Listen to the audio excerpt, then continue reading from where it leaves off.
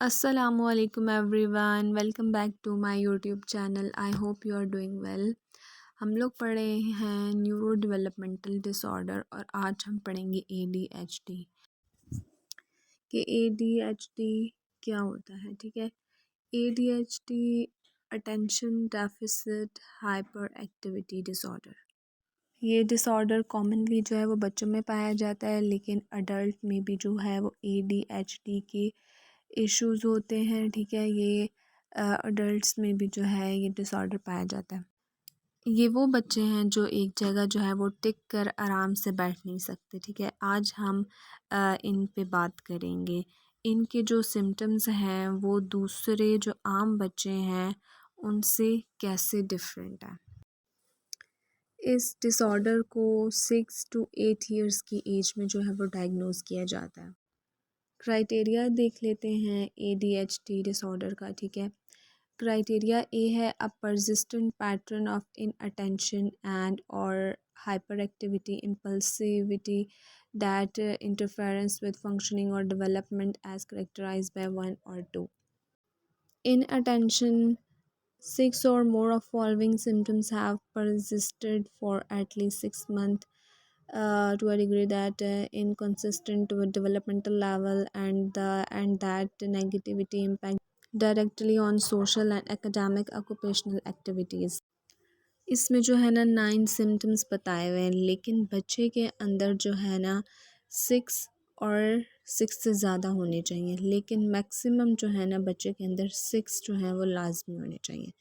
Adolescent and adult में भी जो है वो एज 17 से जो बड़े बच्चे हैं, ठीक है, उनके अंदर एटलीस्ट 5 सिम्टम्स जो है वो लाजमी होने चाहिए। सेम हाइपर एक्टिविटी इम्पल्सिविटी में भी जो है वो 9 सिम्टम्स हैं। ठीक है, बच्चे में जो है वो एटलीस्ट 6 सिम्टम्स जो हैं वो लाजमी होने चाहिए।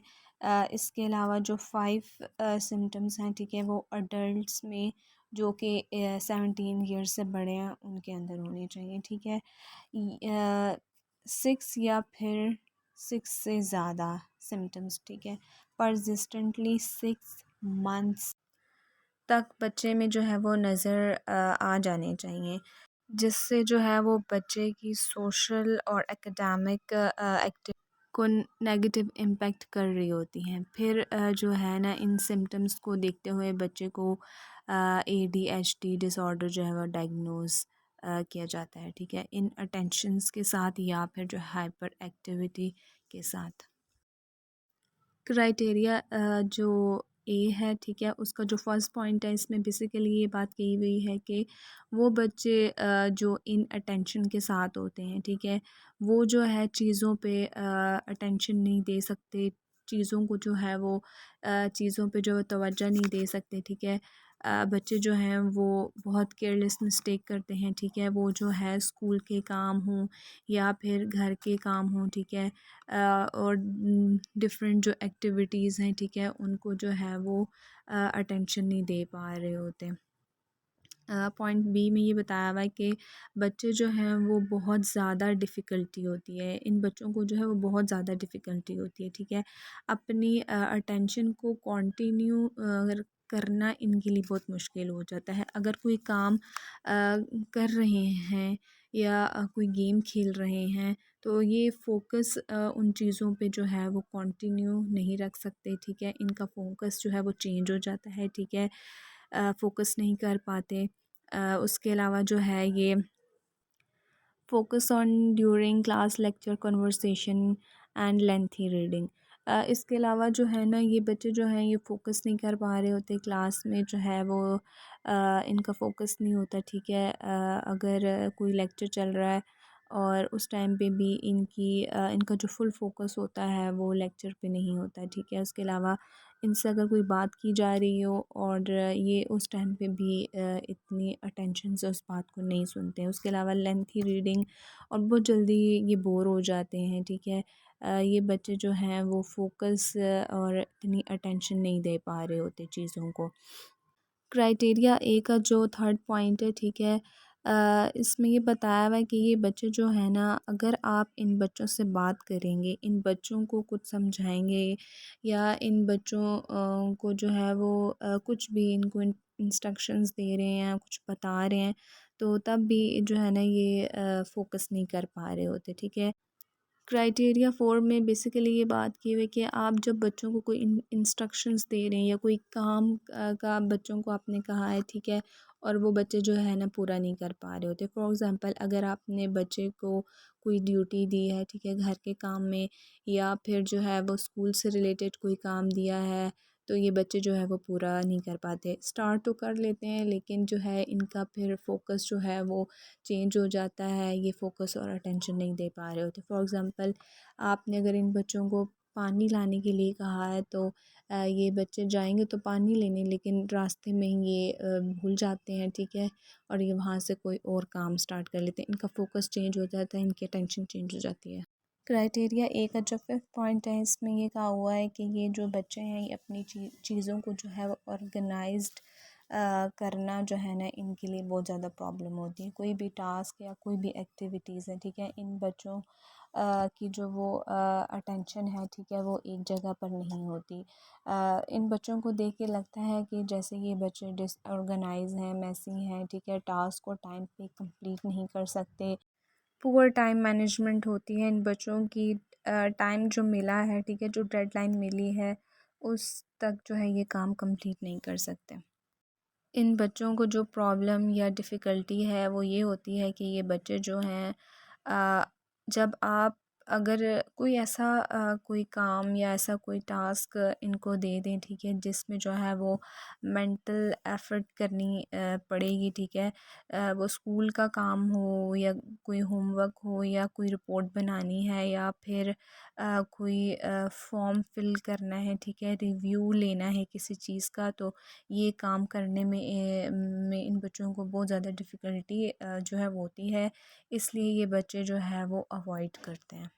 तो बच्चे जो हैं वो ऐसे टास्क और ऐसे एक्टिविटीज़ को जो है ना वो अवॉइड करते हैं। ये बच्चे जो हैं वो अपनी चीज़ों को गुम कर देते हैं, ठीक है, अपनी चीज़ों को का ख़्याल नहीं रख पाते, ठीक है। वो चीज़ें जो बहुत ज़रूरी होती हैं काम करने के लिए, एक्टिविटीज़ कोई भी स्कूल की हों, ठीक है, करने के लिए, तो ये जो है उन चीज़ों को गुम कर देते हैं। फॉर एग्ज़ाम्पल स्कूल की कुछ चीज़ें हैं, पेंसिल हो गई, बुक्स हो गई, वॉलेट हो गया, ठीक है, कीज़ हो गई, पेपर वर्क हो गया, अगर क्लासेस हैं या मोबाइल, ऐसी चीज़ें जो है ये गुम कर देते हैं और फिर इनको उस चीज़ का पता भी नहीं होता कि इन्होंने कहाँ रखी थी और कैसे ये गुम हो गई। और क्राइटेरिया ए का जो 8 पॉइंट है, ये बच्चे जो है ना इजीली डिस्ट्रैक्ट हो जाते हैं, ठीक है, अनरिलेटेड थॉट या जो हैं, ठीक है, डिस्ट्रैक्ट हो जाते हैं और काम भी कंप्लीट नहीं कर पाते क्योंकि ये अटेंशन ही नहीं दे पा रहे होते उस काम। क्राइटेरिया ए का जो 9 पॉइंट है, इसमें ये बताया हुआ है कि ये जो है डेली एक्टिविटीज़ और डेली रूटीन के जो काम हैं, ठीक है, उनको करना भी भूल जाते हैं, ठीक है।